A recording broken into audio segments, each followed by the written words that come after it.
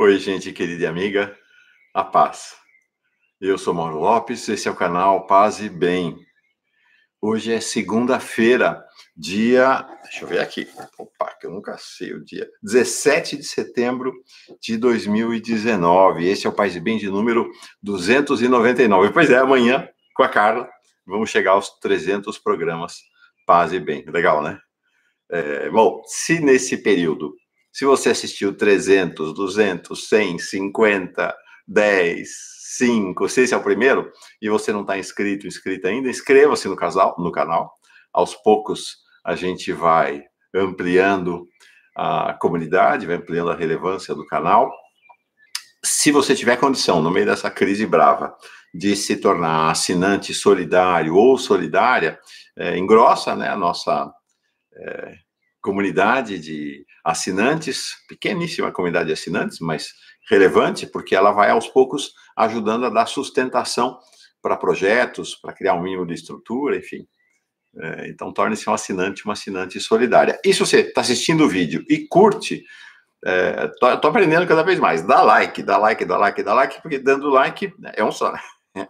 Dando like, o vídeo ganha mais relevância e ele é mais espalhado nas redes, no YouTube, pelos robôs aí do YouTube, né? A gente com essa vida aí com os robôs. Pois bem, eu tinha me comprometido, eu tinha anunciado que hoje ia fazer um Paz e Bem sobre um segundo Paz e Bem sobre o Papa Francisco. Fizemos um primeiro na sexta-feira e que hoje eu ia fazer um segundo para falar um pouco, né? Na sexta-feira foi muito concentrado o Paz e Bem da sexta-feira nessa guerra que é movida ao Papa Francisco em função do sínodo e nesse embate próximo, agora em outubro, né, uma colisão grave que vai acontecer entre o Papa e o governo Bolsonaro, o bolsonarismo e a extrema-direita do Brasil e da região amazônica.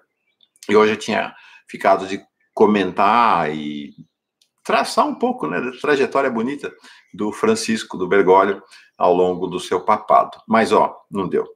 Não deu por dois motivos. Primeiro que eu não consegui preparar. E eu preciso preparar. Eu separei uma bibliografia mínima para dar uma olhada e eu não tive condição. Esse fim de semana fiquei de plantão.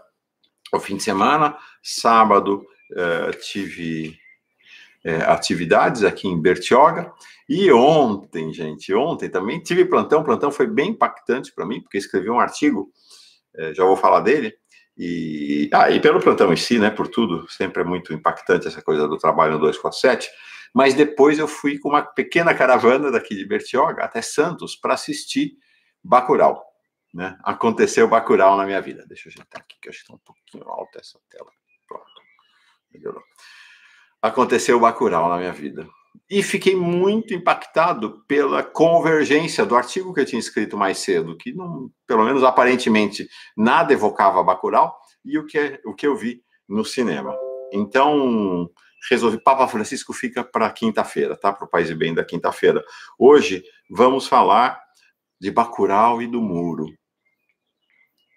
Ou melhor, vamos falar da ousadia daqueles e daquelas que lutam, mesmo sem ter muita clareza da força que está do outro lado, da ousadia e da coragem da luta do povo, da luta daqueles, né? E quando eu estou falando povo, eu estou falando do sem terra, do sem teto, dos operários e operárias, estou falando das mulheres, dos pretos e pretas periféricos nas universidades, dos estudantes todos. Estou falando dos funcionários, dos professores.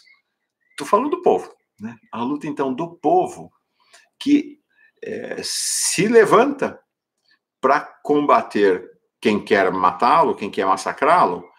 E é claro que a luta política ela é feita à base de muita estratégia e tática, né? Tem muita análise, os partidos políticos existem para isso, as organizações, né, os movimentos sociais e tudo, eles fazem análise de conjuntura, traçam cenários, estabelecem planos a partir desses cenários, projetos, táticas, estratégias, como falei.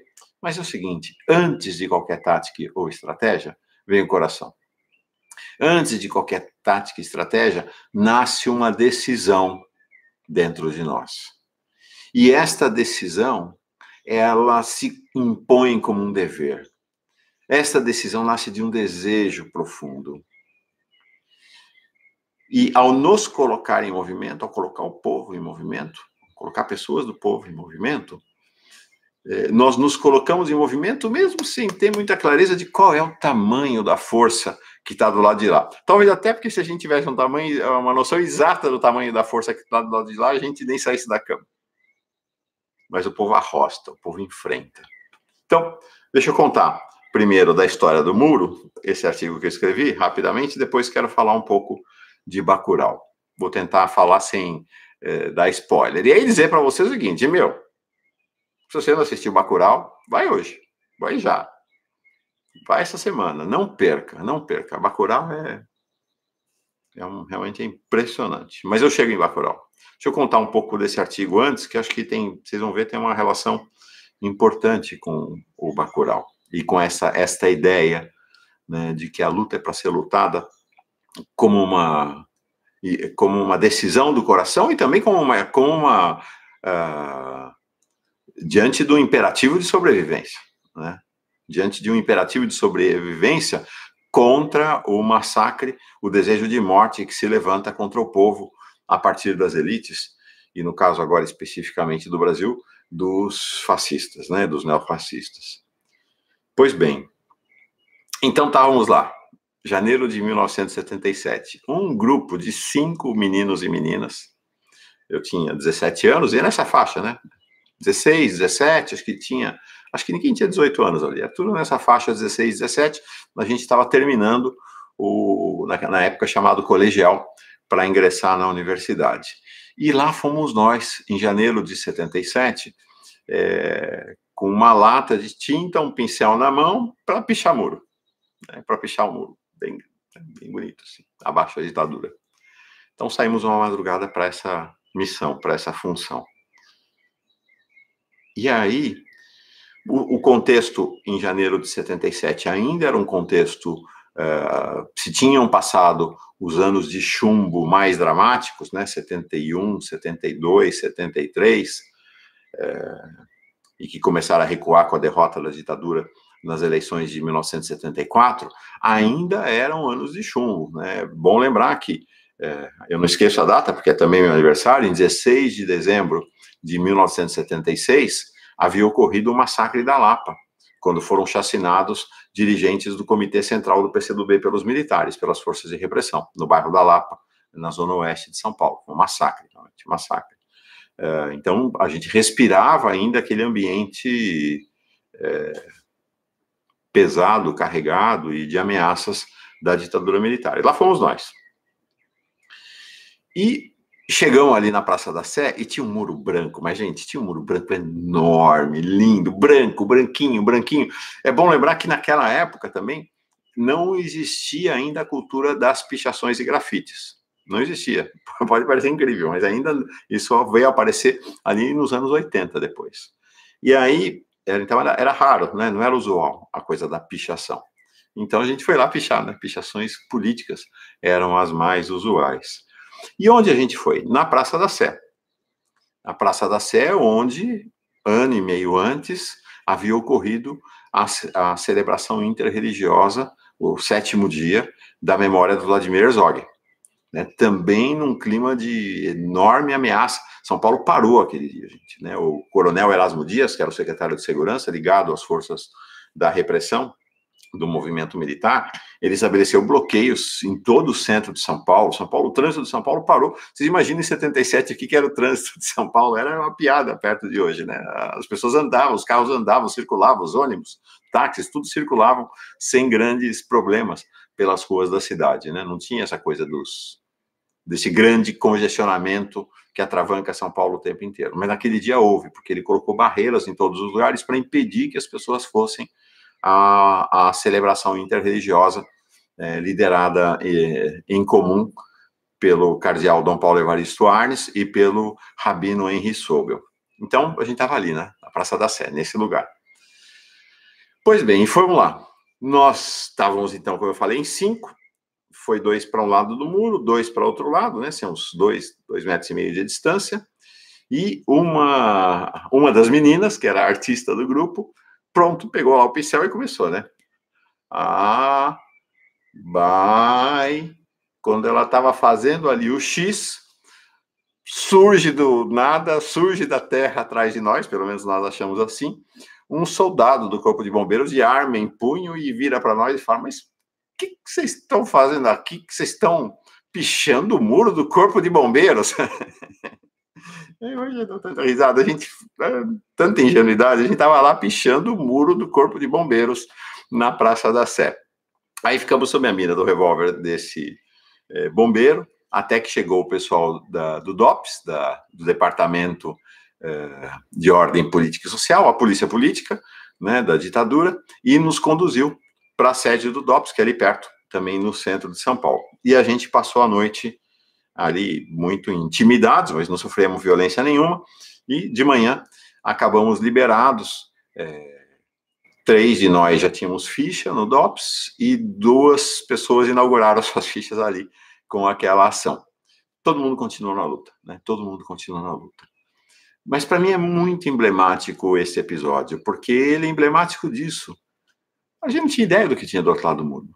A gente não tinha ideia das ameaças que estavam ali contra nós do outro lado do muro. Na verdade, pouco importava que ameaças houvesse.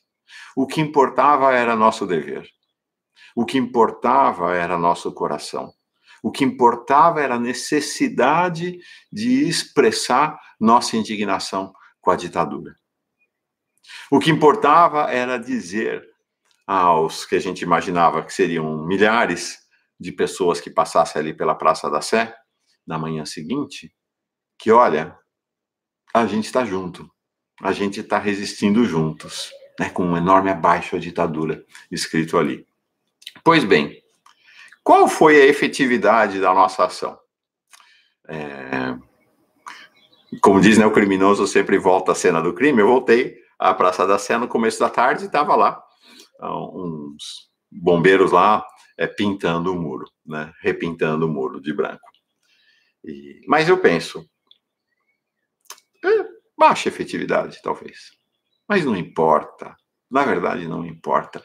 As dezenas, centenas, talvez alguns milhares de pessoas que passaram ali pela Praça da Sé, ao olharem aquele abaixo, né, que estava lá pichado, sem terminar, sabiam o que estava escrito. E souberam que houve um ato de resistência ali. E souberam que aquele ato de resistência foi interrompido por uma ação das forças de repressão. Então, acho que essa também é uma questão, né? Por menor que seja a efetividade da ação, ela deve ser feita sempre. Sempre deve ser feita. Mesmo porque é isto. Nós não nos guiamos, é diferente dos capitalistas. Nós não nos guiamos, já falei disso aqui, nós não nos guiamos pela lógica do resultado. Não é a lógica que nos interessa. Não é a lógica que nos move. Não é a lógica do lucro no final da ação que nos interessa. É a lógica do desejo. É a lógica da humanidade. É a lógica da busca de nos enraizarmos em nós a nossa humanidade. Acho que essa é a questão fundamental. Pois bem, então eu escrevi isso, está um artigo, está no 247, esse artigo, contando essa história. Está na aba da comunidade, aqui do canal Paz e Bem. Então, eu vou fazer o seguinte, eu vou postar também na aba da comunidade da Pós-TV 247, tá? O link para o artigo, para quem quiser ler. E está aqui agora, né? Tá contado aqui agora. E assim, nós não somos heróis, não éramos, né? Eram meninos e meninas. O que importa é que, assim, milhares e milhares, milhões de pessoas saíram para pichar muro em linguagem figurada ao redor do Brasil e do planeta ao longo da história, sem saber o que tinha do lado de lá do muro.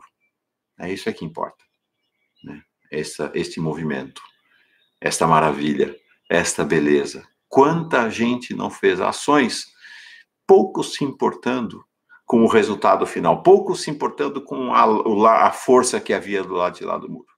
Acho que isso que importa, essa doação, né, de humanidade que é feita por milhares de pessoas ao longo da história e ao redor do planeta, e aqui especialmente para nós, né, no caso do nosso país.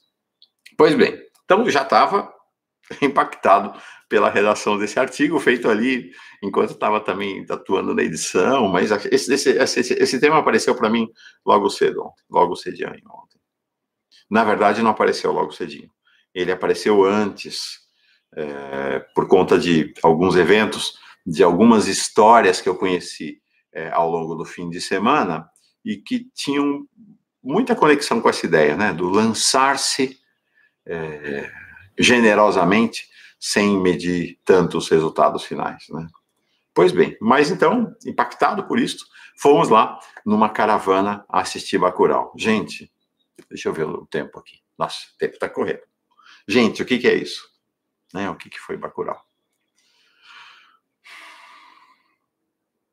Bacurau é a grande alegoria para o tempo do neofascismo no Brasil.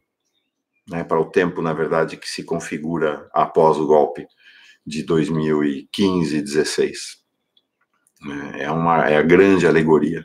Né, e tem muitas referências implícitas. Né, é obra de arte, né, não era um documentário, nem era uma palestra, era uma obra de arte, então referências implícitas, alegorias, né, para este momento, né? Então, muito presente essa questão da aliança das elites nacionais com as elites internacionais e uma aliança de tom neofascista, né, de tom amante da morte, né, que se abate sobre o Brasil hoje, que se abate, né, sobre Bacurau no filme. Bacurau é, então, um município no oeste pernambucano, e acho que o oeste não está à toa ali, acho que há uma referência também implícita, há uma referência artístico-estética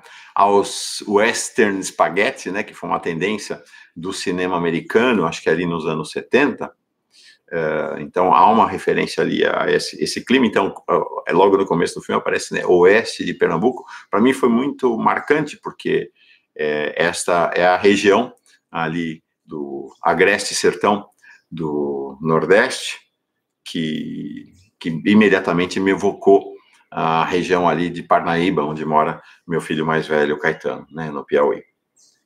E então, neste contexto, então, nesta Bacurau Brasil, né, estabelece-se esta aliança entre as elites locais e o imperialismo. E é muito interessante, porque há uma cena, né, desse diálogo, então, das elites locais com os seus patrões, né, do império, e que as elites se imaginam colocar-se como alguém do clube, como alguém entre eles. Não, mas nós somos brancos. E aí os donos do império olham para eles, não, vocês não são brancos, vocês são só empregados. Vocês são só empregados, né? Que é esta ilusão da elite brasileira, né? De que ao prestar o serviço que prestam, um dia serão aceitas no clube lá em Nova York, em Washington, na Califórnia, em Miami, não vão ser aceitos, vão ser sempre né? Vão ser sempre empregados, né? Vão ser sempre subordinados e, portanto, vão ser sempre gente... Portanto, não, né? Mas serão sempre gente desprezada pelos donos do império.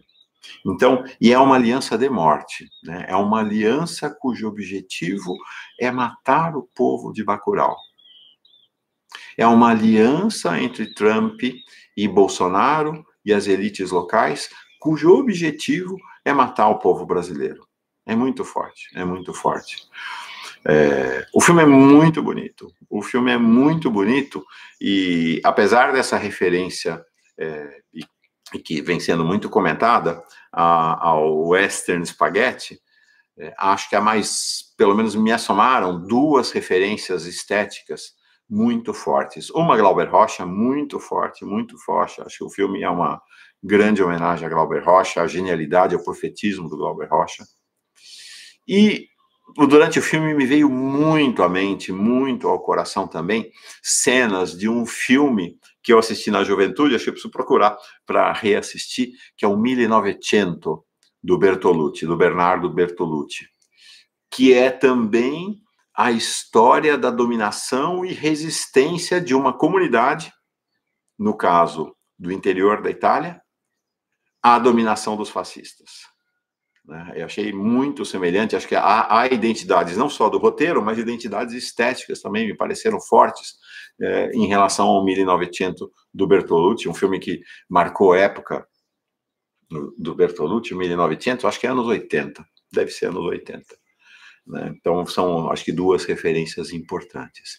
E aí o filme é feito todo de referências sobre referências à situação do Brasil hoje. A centralidade, a beleza da centralidade absoluta da educação e da relação entre professores e alunos na formação da juventude, na formação do pensamento crítico, na formação para o mundo, e o papel da escola como resistência à violência fascista. É muito forte isso. E aí tem coisas que são referências, são evocações, que não dá nem para saber se os roteiristas, se os diretores, né, no filme do Kleber, é o Kleber e mais um, o roteirista do filme. Desculpa, mas eu não guardei, não anotei, não vou lembrar o nome de quem é outra pessoa, além do Kleber. Então, assim, tem referências que são dadas pelo roteirista.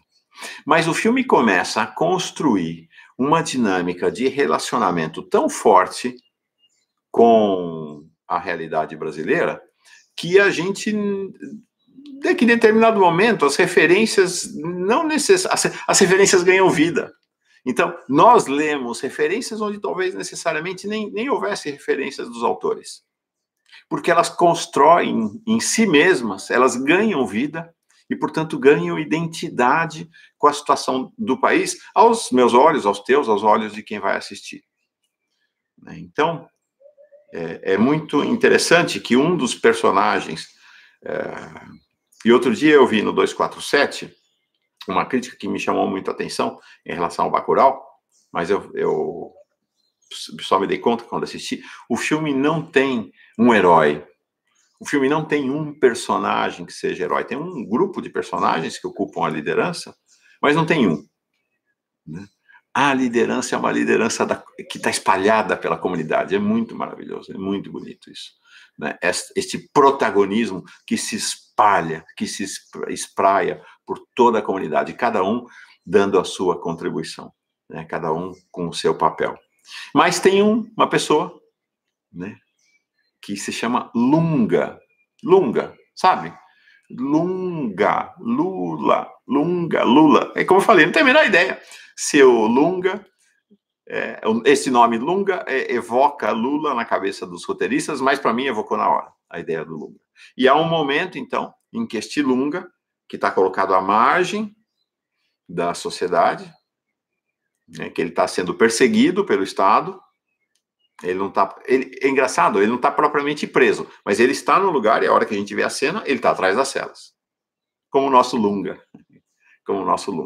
E ele vem, então, para auxiliar, para assumir a sua liderança, compartilhada com outras lideranças, na comunidade.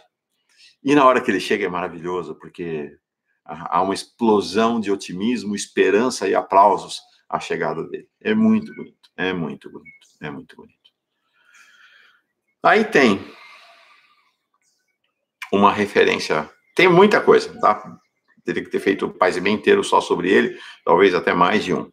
Mas tem uma questão que eu acho que é bem importante, que é assim, que me motivou o grito ao final do filme, que é... Porque há uma explosão de violência. Mas é muito interessante, porque assim, a violência do povo, ela não é gratuita, ela não é agressiva, ela não é ofensiva. A violência do povo é uma autodefesa para garantir a sua sobrevivência diante do massacre dos fascistas, da crueldade, da desumanização completa dos fascistas, né, que em determinado momento começa a haver uma coisa, né, de que eles começam a atirar em todo mundo, inclusive neles próprios, né? Então, é a desumanização completa. O outro é alguém a ser alvejado, mesmo o outro dentre eles. Então, a reação do povo, a reação violenta do povo aparece como uma autodefesa, porque se não reage, morre. Então, precisa reagir. Então, é muito forte, que é também uma característica do 1900, do Bertolucci, né? Essa reação como um desejo, não é vingança, não é ódio, é apenas desejo de sobrevivência. Se bem que no caso do 1900 tem um pouco dessa coisa de restaurar a humanidade perdida por tanta miséria, por tanta desgraça, por tanta crueldade, por tanta desumanidade dos fascistas. No Bacurau, não. No Bacurau não tem ódio nenhum, é impressionante, é visível isso o tempo todo. A violência do povo é uma violência de reação, de busca de sobrevivência. E aí, no final, tem... Bom, quem me conhece sabe, né? Chorei nos últimos 10 minutos, assim, sem parar, do filme, e no final tem uma cena muito forte, que tem os caixões, e o locutor da cidade começa a falar, a recitar nomes dos que morreram, nomes dos que foram assassinados, dos que foram mortos pela violência fascista. E a gente ouve, eles vão mudando os sobrenomes, mas aparece Marisa Letícia, aparece Marielle, aparece Anderson, que morreu junto com a Marielle, aparece o nome de várias pessoas que foram mortos e mortas pela violência das elites brasileiras. É muito forte, muito forte. Então foi uma choradeira, O filme acabou, gente, a gente assistiu no cinema de Santos. Nossa Senhora, muito tempo. Mas acho que vale a pena terminar de contar a história. O filme acabou e tinha assim... Eu tava com um grito parado na garganta e tava um clima no cinema, sabe? E sei lá por quê, porque cargas d'água eu não consegui conter e soltei o grito, que é morram fascistas, né? A reação popular tem direito, né, a sobreviver e a se autodefender e a matar aqueles que querem matar o povo. Morram. Eu sou completamente pacifista, né? Vocês sabem disso. Mas o grito saiu. E impressionante porque parece que assim, alguém estava esperando, estava todo mundo esperando. Imediatamente o cinema pôs-se a gritar Lula livre. Foi muito forte, muito forte. Bom, e aí na saída, fiquei muito impressionado com a força da Pós-TV 247, né? Várias pessoas vieram conversar comigo, dizem que assiste o 247, que leem o 247, eu fiquei muito impactado, assim como... É claro, que a gente estava num ambiente de pessoas de esquerda, né? No ambiente 247. Não é a bolha, gente, é o ambiente, não é a bolha, é o ambiente. Né? Então, fiquei muito impressionado. Aí apareceu um casal, foi muito legal, porque o Márcio veio falar comigo. Ô, Márcio, se você estiver assistindo, um grande abraço. Chorando, eu chorando. E aí, nós dois nos abraçando, chorando, e ele, a mulher dele, a Paula, e a madrasta, né, a Paula é enteada da Lenira, que estava com ele. Olha que maravilha. Lenimar, alegria grande da gente se ver ontem. Lenimar.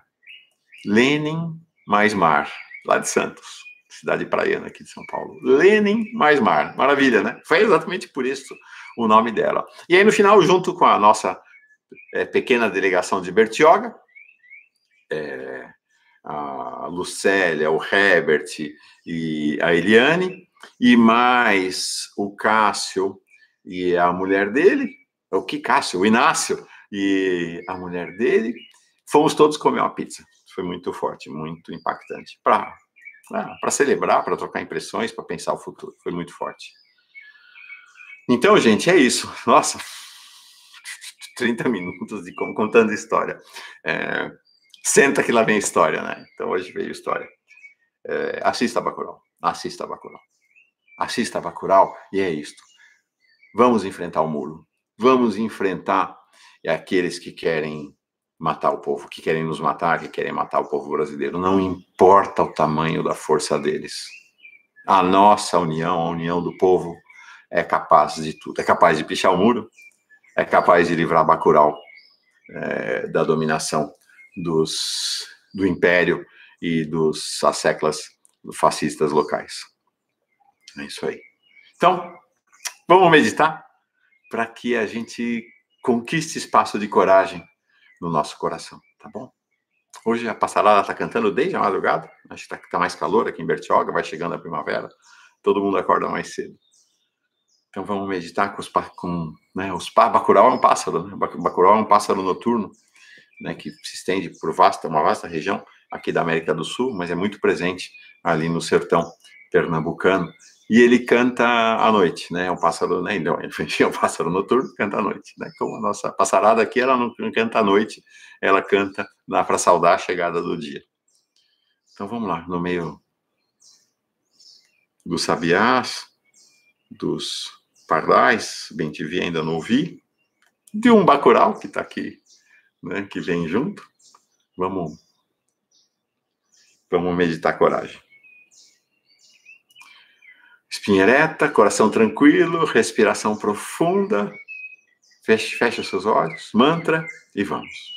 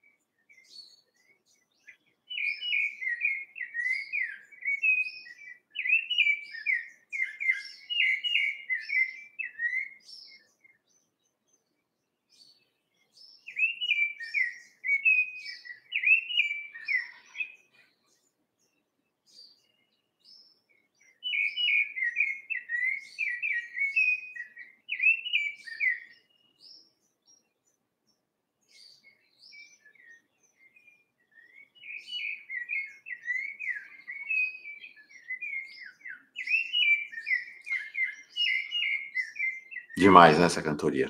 Você acha que essa passarada que está cantando aqui faz alguma ideia da força daqueles que querem assassiná-los, daqueles que querem extinguir com a raça deles? Daqueles que querem destruir o resto de floresta? Bom, no caso aqui de Bertioga, 98% da região do município, graças a Deus, é muito privilegiado isso aqui, 98% da área do município é Mata Atlântica, Serra do Mar, aqui de São Paulo, mas as elites locais querem destruir tudo também. Você acha que esses pássaros têm alguma ideia da força dessas elites que querem destruir, que causaram tanta destruição? Acho que não, mas eles cantam. Eles enfrentam com seu canto, com sua alegria. Nós cantar todo dia, lutar todo dia. É isso aí, gente. Paz e bem nessa semana.